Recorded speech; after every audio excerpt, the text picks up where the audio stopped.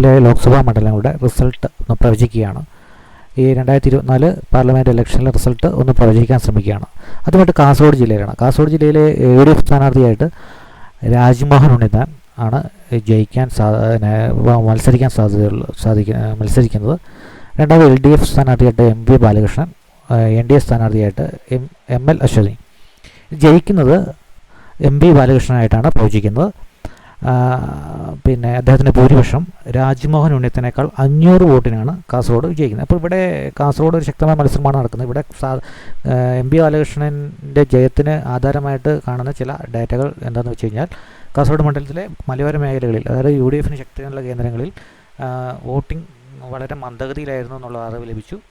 അതുപോലെ തന്നെ കാസർഗോഡിൻ്റെ വിവിധ ഭാഗങ്ങളിലായിട്ട് പാർട്ടി ശക്തി കേന്ദ്രങ്ങൾ, UDF ശക്തി കേന്ദ്രങ്ങളിലും അത്യാവശ്യം നല്ല രീതിയിലുള്ള ക്രോസ് വോട്ടിങ് നടന്നിട്ടുണ്ട് എന്നുള്ളതും അതുകൊണ്ടാണ് ഈ മത്സരം ഇത്ര ശക്തിയായിട്ട് വന്നിരിക്കുന്നത്. അതാണ് റിപ്പോർട്ടുകളുടെ അടിസ്ഥാനത്തിൽ സെഫോളജി അനുസരിച്ചാണ് നമ്മൾ പറയുന്നത്.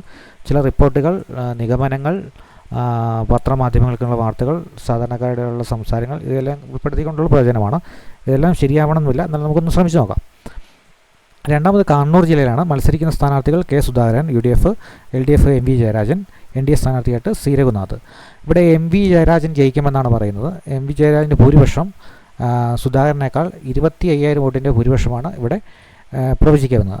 ഇവിടെ MV ജയരാജൻ ജയിച്ചു കയറാനുള്ള കാരണമായിട്ട് പറയുന്നത് പോളിംഗ് ശതമാനമാണ്. കണ്ണൂർ ജില്ലയിൽ, കണ്ണൂർ ലോക്സഭാ മണ്ഡലത്തിൽ കഴിഞ്ഞ തവണത്തേക്കാൾ പോളിംഗ് കുറഞ്ഞിരുന്നു. അതിനുള്ള കാരണം അജ്ഞാതമായ ചില കാരണങ്ങൾ കൊണ്ടാണ് പോളിംഗ് കുറഞ്ഞിരിക്കുന്നത്. പാർട്ടി ശക്തി കേന്ദ്രങ്ങളിൽ, LDF ശക്തി കേന്ദ്രങ്ങളിൽ പോളിംഗ് പാർട്ടി വോട്ടുകൾ കൃത്യമായി ലഭിക്കുകയും ചെയ്തിട്ടുണ്ട് എന്നുള്ള നിഗമനവും, അതുപോലെ തന്നെ UDF ശക്തി കേന്ദ്രങ്ങളിൽ പോളിംഗ് കുറയുകയും പാർട്ടി വോട്ടുകൾ പോൾ ചെയ്യപ്പെടാതെ പോവുകയും ചെയ്തിട്ടുണ്ട് എന്നുള്ള നിഗമനത്തിൻ്റെ അടിസ്ഥാനത്തിലാണ് സുധാകരൻ്റെ പരാജയം ഇവിടെ പ്രവചിക്കുന്നത്.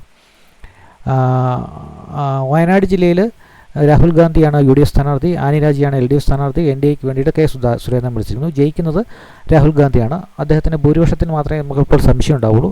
ഭൂരിപക്ഷം 3,15,000 വോട്ടിൻ്റെ ഭൂരിപക്ഷമാണ് പ്രവചിക്കുന്നത്. രാഹുൽ ഗാന്ധിക്ക് ഇത്തവണ 3,15,000 വോട്ട് ഭൂരിപക്ഷം ലഭിക്കും എന്നുള്ള പ്രവചനത്തിന് കാരണം ശക്തിയായ എതിർ സ്ഥാനാർത്ഥി വന്നതും K സുരേന്ദ്രൻ എന്ന് പറയുന്ന മറ്റൊരു നേതാവിൻ്റെ സാന്നിധ്യവും കൊണ്ട് രാഹുൽ ഗാന്ധിക്ക് ചില വോട്ടുകൾ കുറയാൻ സാധ്യതയുണ്ട്. അതിൻ്റെ അടിസ്ഥാനത്തിലാണ് ഈ 3,15,000 ഭൂരിപക്ഷം കുറഞ്ഞിരിക്കുന്നത്. അടുത്ത മണ്ഡലം ആയിട്ട് പ്രവചിക്കുന്ന വടകരയാണ്. ഏറ്റവും കൂടുതൽ ശക്തിയേറിയ മത്സരം നടന്ന മണ്ഡലമാണ് വടകര. UDFന് വേണ്ടി ഷാഫി പറമ്പിലും LDFന് വേണ്ടി KK ശൈലജയും NDAക്ക് വേണ്ടി പ്രഫുൽ കൃഷ്ണയുമാണ് മത്സരിച്ചത്. വിജയിക്കുന്നത് ഷാഫി പറമ്പിലാണ്. അദ്ദേഹത്തിൻ്റെ ഭൂരിപക്ഷം 1,05,000. ശൈല ടീച്ചറുടെ പരാജയം ഇവിടെ പ്രവചിക്കാൻ കാരണം ശക്തിയായ വാശിയേറിയ മത്സരം, കരുത്തരായ സ്ഥാനാർത്ഥി, പിന്നെ നിഷ്പക്ഷ വോട്ടുകൾ ഷാഫി പറമ്പിലേക്ക് മറിഞ്ഞിട്ടുണ്ട് എന്നുള്ള നിഗമനം, പോളിംഗ് ശതമാനം, ഇതൊക്കെ വെച്ചിട്ട് ഷാഫി പറമ്പിൽ വിജയിച്ച് കയറാനുള്ള സാധ്യത ഇവിടെ പ്രവചിക്കുന്നു. അടുത്ത മണ്ഡലം കോഴിക്കോടാണ്. കോഴിക്കോട് മണ്ഡലത്തിൽ UDF MK Raghavan, LDF Elamaram Kareem, NDA MD Ramesh. ഇവിടെ വിജയിച്ച് വരുന്നത് MK രാഘവനാണ്. രാഘവന് ഭൂരിപക്ഷം എന്ന് പറയുന്നത് 85,000. ശ്രീ കരീമിനേക്കാൾ 85,000 ഭൂരിപക്ഷം അദ്ദേഹം നേടുന്നു. അദ്ദേഹത്തിന് ഇവിടെ പരമ്പരാഗത വോട്ടുകളുടെ തുടർച്ചയായി ലഭിക്കുന്നതും, അതുപോലെ തന്നെ കരീം എന്ന് പറയുന്ന കരുത്തനായ സ്ഥാനാർത്ഥിയാണെങ്കിലും വോട്ടുകൾ ഇവിടെ നിലനിർത്താൻ സാധിക്കുന്നതുകൊണ്ടാണ് MK രാഘവൻ്റെ വിജയം 85,000 നിലനിൽക്കുന്നത്. അതുപോലെ അടുത്ത മണ്ഡലം മലപ്പുറമാണ്. മലപ്പുറത്ത് ET Muhammad Basheer, PA Faseef, NDA doctor Abdul Salam എന്നിവർ UDF LDF NDAക്ക് വേണ്ടിയിട്ട് യഥാക്രമം മത്സരിക്കുന്നു. വിജയിച്ച് വരുന്നത് MD മുഹമ്മദ് ബഷീറാണ്. ഇവിടെ പിന്നെ ഭൂരിപക്ഷം പ്രവചിക്കുന്നത് 55,000 വോട്ടിൻ്റെ ഭൂരിപക്ഷമാണ്. ശ്രീ വസീഫാണ്. വസീഫിനേക്കാൾ 55,000 വോട്ടിൻ്റെ ഭൂരിപക്ഷം മാത്രമേ ലഭിക്കുന്നുള്ളൂ എന്നുള്ളതിനുള്ള നിഗമനമായിട്ട് വരുന്നത് ഡോക്ടർ അബ്ദുൽ സലാമിൻ്റെ സാന്നിധ്യമാണ്. NDAക്ക് വേണ്ടിയിട്ട് അബ്ദുൽ സലാം കുറേ വോട്ടുകൾ പിടിക്കും എന്നുള്ള നിഗമനത്തിൽ ആണ് വോട്ട് ഭൂരിപക്ഷം ഇവിടെ കുറഞ്ഞതായിട്ട് കാണുന്നു. പൊന്നാനി മണ്ഡലത്തിൽ ഡോക്ടർ അബ്ദുൽ സമദാനി, KM ഹംസ, നിവേദിത സുബ്രഹ്മണ്യം എന്നിവർ UDF LDF NDAക്ക് വേണ്ടി മത്സരിക്കുന്നു. വിജയിച്ചു വരുന്നത് സമദാനിയാണ്. സമദാനിയുടെ ഭൂരിപക്ഷമായിട്ട് കാണുന്നത് ഹംസയേക്കാൾ 1,45,000 വോട്ടിൻ്റെ ഭൂരിപക്ഷം കാണുന്നുണ്ട്. ഇവിടെ ഒരു അടിയുറച്ച ഒരു UDF മണ്ഡലമാണ്. പ്രത്യേകിച്ച് പ്രവചനത്തിൻ്റെ പ്രസക്തിയൊന്നുമില്ല. പാലക്കാട് ജില്ലയിൽ മത്സരിക്കുന്നത് VK Sreekandan, A Vijayaraghavan LDFനായിട്ട്, C Krishnakumar NDAക്കായിട്ട് മത്സരിക്കുന്നു. വിജയിച്ച് വരുന്നത് VK ശ്രീകണ്ഠനാണ്. VK ശ്രീകണ്ഠൻ്റെ ഭൂരിപക്ഷം ആയിട്ട് വരുന്നത് വിജയരാഘവനേക്കാൾ കേവലം 3000 വോട്ടിൻ്റെ ഭൂരിപക്ഷം മാത്രമേ നമുക്കിവിടെ പ്രവചിക്കാൻ സാധിക്കുന്നുള്ളൂ. കാരണം കടുത്ത മത്സരമാണ് നടക്കുന്നത്. പരമ്പരാഗതമായ പാർട്ടി വോട്ടുകളും LDF വോട്ടുകളും ഉള്ളൊരു മണ്ഡലമാണ് പാലക്കാട്. ഇവിടെ പാലക്കാട് VK ശ്രീകണ്ഠൻ വ്യക്തിപരമായി പിടിക്കുന്ന വോട്ടുകളുടെ അടിസ്ഥാനത്തിലാണ് വിജയം നിർണ്ണയിക്കുക. അതുപോലെ തന്നെ BJPയുടെ സ്ഥാനാർത്ഥിയും കരുത്തനാണ്. അങ്ങനെ വരുമ്പോൾ ഇവിടെ വ്യക്തിപരമായിട്ട് VK ശ്രീകണ്ഠൻ്റെ മണ്ഡലത്തിലുള്ള മികവനുസരിച്ചിട്ട് കിട്ടുന്ന വോട്ടിനാൽ ആണ് വിജയരാഘവൻ ഇവിടെ 3000 വോട്ടിന് പരാജയപ്പെടുന്നതായിട്ട് പ്രവചിക്കുന്നത്. അടുത്ത ലോക്സഭാ മണ്ഡലം ആലത്തൂരാണ്. ആലത്തൂർ ഇത്തവണ രമ്യ ഹരിദാസ് UDFനായിട്ട്, LDFനായിട്ട് K രാധാകൃഷ്ണൻ, NDAക്കായിട്ട് പ്രൊഫസർ സർസു. വിജയിച്ച് വരുന്നത് ഇതിനകത്ത് K രാധാകൃഷ്ണനാണ് വിജയിക്കുന്നത്. അദ്ദേഹത്തിൻ്റെ വിജയത്തിൻ്റെ ഭൂരിപക്ഷമായിട്ട് വരുന്നത് രമ്യയേക്കാൾ 1,05,000 വോട്ടിൻ്റെ ഭൂരിപക്ഷമാണ് പറയുന്നത്. K രാധാകൃഷ്ണൻ എന്ന് പറയുന്ന സ്ഥാനാർത്ഥി ഇവിടെ മത്സരത്തിൽ വന്നപ്പോഴാണ് രമ്യ ഹരിദാസ് ചിത്രത്തിന് പുറത്തായത്.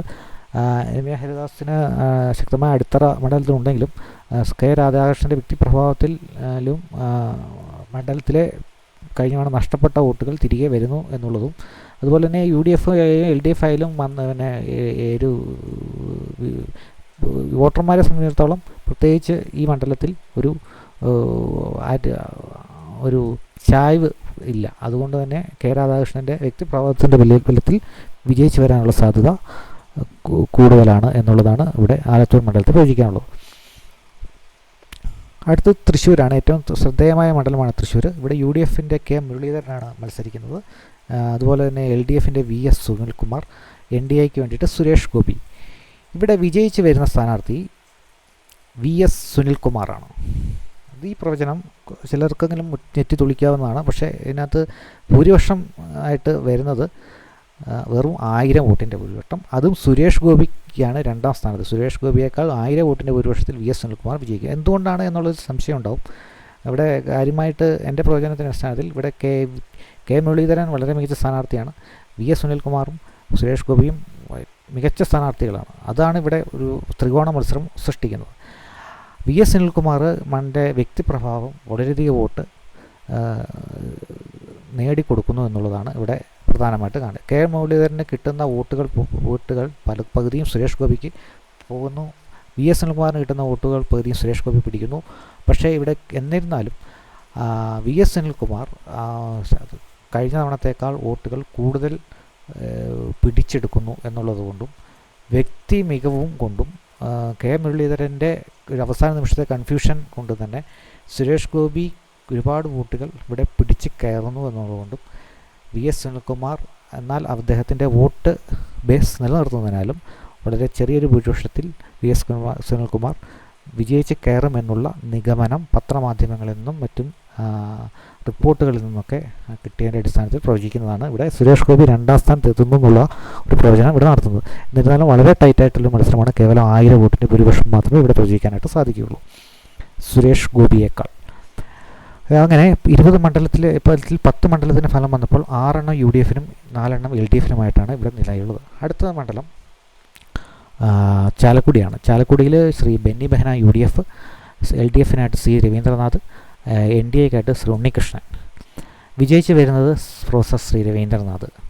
അദ്ദേഹത്തിൻ്റെ ഭൂരിപക്ഷം ആയിട്ട് വരുന്നത് ബെന്നിയേക്കാൾ 700 വോട്ട്, കേവലം 700 വോട്ടിൻ്റെ ഭൂരിപക്ഷം. ഇവിടെയും ചെറിയ കൺഫ്യൂഷനുണ്ട്. എങ്ങനെയാണ് 700 വോട്ടിൻ്റെ ഭൂരിപക്ഷമായിട്ട് ലോക്സഭാ മണ്ഡലത്തിൽ കണക്കാക്കാൻ കഴിയില്ലെങ്കിലും ഇവിടെ ഫലം നിർണ്ണയിക്കുന്നത് 2020 എന്ന് പറയുന്ന ഒരു പാർട്ടി ഇവിടെ മത്സരിക്കുന്നുണ്ട്. അത് ഇതിനകത്ത് ഉൾപ്പെടുത്തിയില്ലെന്നേ ഉള്ളൂ. ആ പാർട്ടി പിടിക്കുന്ന വോട്ടുകൾ ബെന്നി ബെഹനാൻ്റെയും C രവീന്ദ്രനാഥിൻ്റെയും വോട്ടുകൾ ഒരേപോലെ പിടിച്ചുകൊണ്ട് പോകും.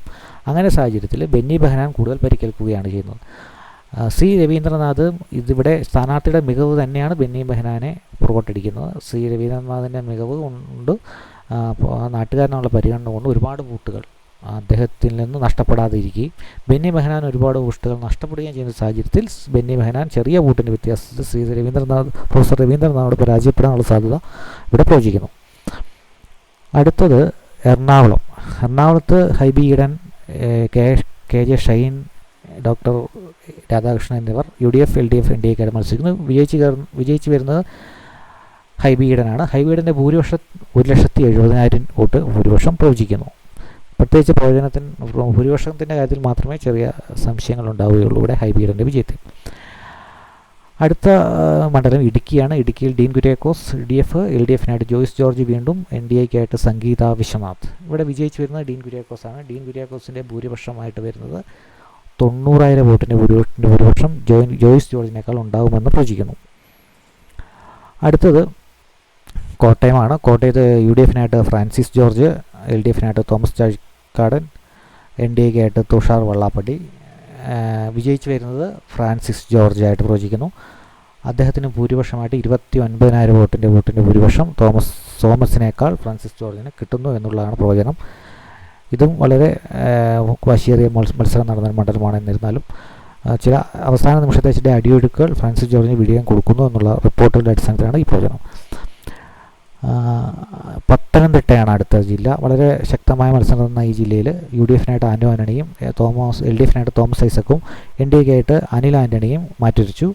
വിജയ സാധ്യത കൂടുതൽ ഇവിടെ ആൻറ്റോ ആൻ്റണിക്കാണ്. അദ്ദേഹത്തിൻ്റെ ഭൂരിപക്ഷം എന്ന് പറയുന്നത് 3,500 വോട്ടിൻ്റെ ഭൂരിപക്ഷമാണ് ഇവിടെ പ്രവചിക്കുന്നത്. ഇവിടെ PC ജോർജ് എഫക്റ്റാണ് ആൻറ്റോ ആൻ്റണിക്ക് വിജയം നേടിക്കൊടുക്കാൻ സാധ്യത എന്ന് വിചാരിക്കുന്നു. PC ജോർജിൻ്റെ മണ്ഡലത്തിൽ പൂഞ്ഞാറിൽ തോമസ് ഐസക്ക് പുറകോട്ട് പോകുമെന്ന് തോമസ് ഐസക്കിൻ്റെ പോളിംഗ് ഏജൻറ്റുമാർ തന്നെ സമ്മതിക്കുന്ന സാഹചര്യത്തിൽ ഇത്തരത്തിൽ ഒരു ത്രികോണ മത്സരം നടക്കുന്ന ഒരു മണ്ഡലത്തിൽ ഇത്തരത്തിലൊരു പിന്നോക്കം പോക്ക് തോമസ് ഐസക്കിൻ്റെ വിജയത്തെ ചെറുതായിട്ട് എങ്കിലും ബാധിക്കാൻ സാധ്യതയുണ്ട്. പ്രത്യേകിച്ച് NDAക്ക് വേണ്ടി അനിൽ ആൻ്റണി എന്ന് പറയുന്ന സ്ഥാനാർത്ഥി മത്സരിക്കും. ജാതി സമവാക്യങ്ങളെ കണക്കിലെടുക്കുമ്പോൾ ഒരേ സമുദായത്തിൽപ്പെട്ട ആളുകൾ തന്നെ മത്സരിക്കുന്നത് കൊണ്ടും ഇവിടെ വോട്ടിംഗ് പാറ്റേൺ വളരെ ഇഞ്ചോടിഞ്ചുള്ള വോട്ടിംഗ് പാറ്റേൺ ആണ് ഇവിടെ നടക്കാൻ സാധ്യത എന്നുള്ളതും സൂചിപ്പിക്കുമ്പോൾ ആൻറ്റോ ആൻ്റണിക്ക് ചെറിയ വോട്ടിൻ്റെ വ്യത്യാസത്തിൽ വിജയിച്ച് കയറുന്നു എന്നുള്ള പ്രവചനമാണ് നടത്തുന്നത്. അടുത്തത് മാവേലിക്കരയാണ്. മാവേലിക്കര മണ്ഡലത്തിൽ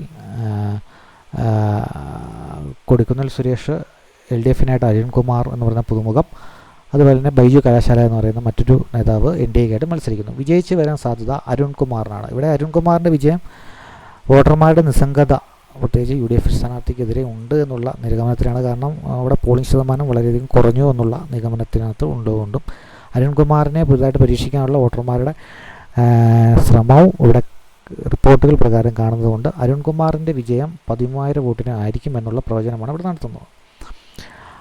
അടുത്ത മണ്ഡലം എന്ന് പറയുന്നത് ആലപ്പുഴയാണ്. ആലപ്പുഴയിൽ ഇത്തവണ KC വേണുഗോപാൽ മത്സരിക്കാൻ എത്തുന്നു. സിറ്റിംഗ് MP AM ആരിഫ് LDFനായിട്ട്, ശോഭ സുരേന്ദ്രൻ NDAക്കായിട്ട് മത്സരിക്കുന്നു. ഇവിടെ വിജയം KC വേണുഗോപാലിനൊപ്പം തന്നെയാണ്. കഴിഞ്ഞ തവണ നഷ്ടപ്പെട്ട വോട്ടുകളൊക്കെ വേണുഗോപാൽ വീണ്ടെടുക്കുന്നു എന്നുള്ളതുകൊണ്ടാണ് വേണുഗോപാലിന് ഒപ്പം വിജയം നൽകുന്നത്. AM ആരിഫിന് പോയ കുറേ വോട്ടുകൾ KC വേണുഗോപാലിന് കിട്ടുന്നു.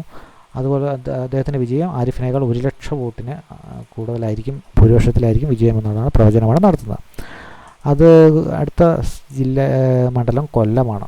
കൊല്ലത്ത് UDF സ്ഥാനാർത്ഥിയായിട്ട് പ്രേമചന്ദ്രൻ, LDF സ്ഥാനാർത്ഥിയായിട്ട് മുകേഷ്, NDA സ്ഥാനാർത്ഥിയായിട്ട് കൃഷ്ണകുമാർ. ഇവിടെ താരമണ്ഡലമാണ്. 2 LDFന് വേണ്ടിയിട്ട് മുകേഷ് എന്ന് പറയുന്ന സിനിമാ നടനും ഇപ്പോഴത്തെ MLAയും, NDA എന്ന് പറയുന്ന കൃഷ്ണകുമാർ എന്ന് പറഞ്ഞാൽ ഒരു സിനിമാ നടനും. പ്രേമചന്ദ്രൻ സിറ്റിംഗ് MPയാണ്. ഇദ്ദേഹത്തെ പരാജയപ്പെടുത്താൻ സാധിക്കുമോ എന്നുള്ളത് നോക്കുമ്പോൾ പ്രേമചന്ദ്രൻ ഇത്തവണ മണ്ഡലം നിലനിർത്തുക തന്നെ ചെയ്യും. അദ്ദേഹത്തിൻ്റെ ഭൂരിപക്ഷമായിട്ട് പ്രവചിക്കുന്നത് കേവലം 10,000 വോട്ട്. മുകേഷിന് ഇത്തവണ വോട്ടുകൾ കൂടുക എന്നുള്ളതിനേക്കാൾ ഉപരി പ്രേമചന്ദ്രൻ്റെ വോട്ടുകൾ കുറേ കൃഷ്ണകുമാറിലേക്ക് പോകാനുള്ള സാധ്യതയും പോളിംഗ് ശതമാനത്തിൽ ഉള്ള ഒരു മടുപ്പും കൊണ്ടാണ് ഭൂരിപക്ഷം ഇത്തവണ കുറഞ്ഞതായിട്ട് പ്രവചിക്കുന്നത്. അടുത്ത മണ്ഡലം ആറ്റിങ്ങലാണ്. ആറ്റിങ്ങലിൽ UDFനായിട്ട് അബ്ദുൾ പ്രകാശ്, LDFനായിട്ട് K ജോയി, NDAക്കായിട്ട് മുരളീധരൻ. ഇവിടെ വിജയം പ്രവചിക്കുന്നത് K ജോയിക്കാണ്. പണ്ടത്തെ ഒരു സിറ്റിംഗ് മണ്ഡലമായിരുന്നു LDFൻ്റെ. പക്ഷേ ഇദ്ദേഹത്തിൻ്റെ ഭൂരിപക്ഷം കേവലം 1,750 വോട്ടിൻ്റെ ഭൂരിപക്ഷം മാത്രമാണ് അടൂർ പ്രകാശ്. ഇവിടെ മത്സരം പ്രവചനാതീതമാണ് എന്നുള്ള നിഗമനത്തിലാണുള്ളത്. K ജോയിക്ക് ചെറിയൊരു എഡ്ജ് ഇവിടെ കിട്ടുന്നുണ്ട്. തിരികെ നഷ്ടപ്പെട്ട വോട്ടുകൾ തിരികെ വന്നതുകൊണ്ടാണ് എഡ്ജ് വരുന്നത്. അങ്ങനെ 19 മണ്ഡലത്തിലെ ഫലം പ്രഖ്യാപിച്ചു. യു ഡി എഫിനായിട്ട് 12 സീറ്റുകളും എൽ ഡി എഫിനായിട്ട് 7 സീറ്റുകളും. ഏറ്റവും അവസാനമായിട്ട് നമ്മൾ ഏറ്റവും ആകാംക്ഷയോടെ കാത്തിരിക്കുന്ന തിരുവനന്തപുരം മണ്ഡലമാണ്. തിരുവനന്തപുരം മണ്ഡലത്തിൽ മത്സരിക്കുന്ന 3 പേരും ഇത്തവണ പ്രമുഖ സ്ഥാനാർത്ഥികളാണ്. അത് ഒന്ന് യു ഡി എഫിനായിട്ട് ശശി തരൂർ, നമുക്കറിയാം സിറ്റിംഗ് എം പിയാണ്. അദ്ദേഹത്തിൻ്റെ മികവ് തിരുവനന്തപുരത്ത് അദ്ദേഹത്തെ അല്ലാതെ മറ്റൊരാളെ യു ഡി എഫിന് ചൂണ്ടിക്കാണിക്കാനില്ല. അതുപോലെ തന്നെ എൽ ഡി എഫിനായിട്ട് ഇത്തവണ ഏറ്റവും മികച്ച സ്ഥാനാർത്ഥിയാണ് അവർ നിർത്തിയിരിക്കുന്നത് പന്ന്യൻ രവീന്ദ്രൻ. അദ്ദേഹം കഴിഞ്ഞ വർഷങ്ങളിലൊക്കെ ആയിട്ട് പെയ്ഡ് സ്ഥാനാർത്ഥി ആരോപണം നേരിട്ട ഒരു മണ്ഡലമാണ് എൽ ഡി എഫിൻ്റെ ഒരു മണ്ഡലമാണ് പന്ന്യൻ രവീന്ദ്രൻ ഇത്തവണ മത്സരിക്കുന്ന തിരുവനന്തപുരം. അപ്പോൾ അദ്ദേഹത്തെ മികച്ച സ്ഥാനാർത്ഥിയായിട്ട് കാണുന്നു. അതുപോലെ തന്നെ എൻ ഡി എക്കായിട്ട് രാജീവ് ചന്ദ്രശേഖർ എന്നാണ് മത്സരിക്കുന്നത്. രാജീവ് ചന്ദ്രശേഖർ കേന്ദ്രമന്ത്രിയാണ്. ആ ഒരു എഡ്ജ് അദ്ദേഹത്തിന് കിട്ടുന്നു. അങ്ങനെ നോക്കുമ്പോൾ ഇവിടെ വിജയിച്ച് വരുന്നത് ശശി തരൂർ തന്നെയാണ്.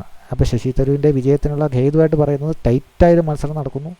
3 സ്ഥാനാർത്ഥികൾക്കും അവരവരുടെ വോട്ടുകൾ കൃത്യമായി അവരുടെ പെട്ടിയിൽ വീഴ്ത്തുന്നുവെങ്കിലും അവസാന നിമിഷങ്ങളിൽ ശശി തരൂർ സ്ഥിരദേശങ്ങളിൽ നേടുന്ന വോട്ടുകൾ കൊണ്ടാണ് കഴിഞ്ഞതിന് മുമ്പിലത്തെ വർഷമൊക്കെ തവണയൊക്കെ ജയിച്ചു തന്നു. ആ പാറ്റേൺ ഇത്തവണ ആവർത്തിക്കും എന്നുള്ള പ്രതീക്ഷ. അങ്ങനെ വരുമ്പോൾ ഇവിടെ ഭൂരിപക്ഷത്തിൽ 2ാം സ്ഥാനത്ത് വരുന്നത് പന്ന്യൻ രവീന്ദ്രനാണ്. ഭൂരിപക്ഷം കേവലം 1750 വോട്ട്. അവസാന നിമിഷത്തെ ഫോട്ടോ ഫിനിഷ് ആണ് ഇവിടെ കാണുന്നത്. പന്ന്യൻ രവീന്ദ്രൻ ഇവിടെ വോട്ടുകൾ കൃത്യമായി അദ്ദേഹത്തിൻ്റെ വോട്ടുകൾ നേടുന്നു എന്നുള്ള നിഗമനത്തിലാണ്. അദ്ദേഹത്തിൻ്റെ വോട്ടുകൾ അദ്ദേഹം നഷ്ടപ്പെടുത്താതെ നേടുന്നു. ശശി തരൂരിന് പോയിക്കൊണ്ടിരുന്ന വോട്ടുകൾ പന്ന്യൻ രവീന്ദ്രൻ നേടിയെടുക്കുമ്പോൾ ശശി തരൂരിൻ്റെ വോട്ടുകൾ കുറയുകയും രാജീവ് ചന്ദ്രശേഖറിന് എക്സ്ട്രാ വോട്ടുകളൊന്നും നേടാൻ സാധിക്കാതെ പാർട്ടി വോട്ടുകളും അനുഭാവികളുടെ വോട്ടുകൾ മാത്രം കിട്ടുമ്പോൾ അദ്ദേഹത്തിന് 3ാം സ്ഥാനത്തേക്ക് പോകേണ്ടി വരുമെന്നുള്ള ഒരു പ്രവചനം കൊണ്ടാണ് ഇവിടെ ഈ ഒരു 2024 ലോക്സഭാ തെരഞ്ഞെടുപ്പിൻ്റെ ഒരു പ്രവചനം നിൽക്കുന്നത്. എന്തായാലും ഇതിൽ പ്രകാരം ഉള്ള ഒരു പ്രവചനം തിരഞ്ഞെടുപ്പ് കമ്മീഷൻ്റെ വെബ്സൈറ്റിൽ കിട്ടുന്ന വോട്ടേഴ്സ് ലിസ്റ്റിൽ നിന്നും അതുപോലെ തന്നെ പോളിംഗ് ശതമാനത്തിൽ നിന്നും വോട്ടിംഗ് പാറ്റേണിൽ നിന്നും റിപ്പോർട്ട്സുകളിൽ നിന്നും നിഗമനങ്ങളിൽ നിന്നും മറ്റ് ഗ്രൗണ്ട് ലെവൽ സംസാരങ്ങളിൽ നിന്നെല്ലാം കിട്ടിയ ചില നിഗമനങ്ങൾ അടിസ്ഥാനമാക്കിയാണ് ഈ പ്രവചനം നടത്തിയിട്ടുള്ളത്. ഈ പ്രവചനം ആധികാരികമല്ല. എന്നാൽ ഇത് ഒരു സെഫോളജിസ്റ്റിൻ്റെ ഇൻട്രസ്റ്റിൽ, ഒരു രാഷ്ട്രീയ നിരീക്ഷകൻ്റെ ഇൻട്രസ്റ്റിൽ മാത്രം കണ്ടാൽ മതി. ഈ ഭൂരിപക്ഷങ്ങളൊന്നും തന്നെ തീർച്ചയായും വ്യക്തിപരവും എൻ്റെ നിഗമനങ്ങളും പ്രവചന സ്വഭാവത്തിന് അടിസ്ഥാനത്തിലുള്ളതും മാത്രമാണ്. ഇതും യഥാർത്ഥ പോളിംഗുമോ ഇതുമായിട്ടൊന്നും കാര്യമായി ബന്ധങ്ങളില്ല. നിഗമനങ്ങളുടെ അടിസ്ഥാനത്തിൽ മാത്രമാണ് ഇത്തരത്തിലുള്ള ഒരു പ്രവചനം നടത്തിയിട്ടുള്ളത്. ഇതിൽ നിന്ന് മനസ്സിലാക്കുന്നത് എൽ ഡി എഫിന് മൊത്തത്തിൽ 7 സീറ്റുകളാണ് ലഭിക്കുന്നത്. യു ഡി എഫിന് 13 സീറ്റുകളുമാണ് ലഭിക്കുന്നത്. എൻ ഡി എക്ക് സീറ്റുകളൊന്നും തന്നെ ഇത്തവണ പ്രവചിക്കപ്പെട്ടിട്ടില്ല. പക്ഷേ ഫലം വരുമ്പോൾ ഇതുമായിട്ട് എന്തെങ്കിലും ബന്ധമുണ്ടോ എന്നുള്ളൊരു കൗതുകത്തിൻ്റെ പുറത്താണ് ഇതിപ്പോൾ ചെയ്തു നോക്കുന്നത്.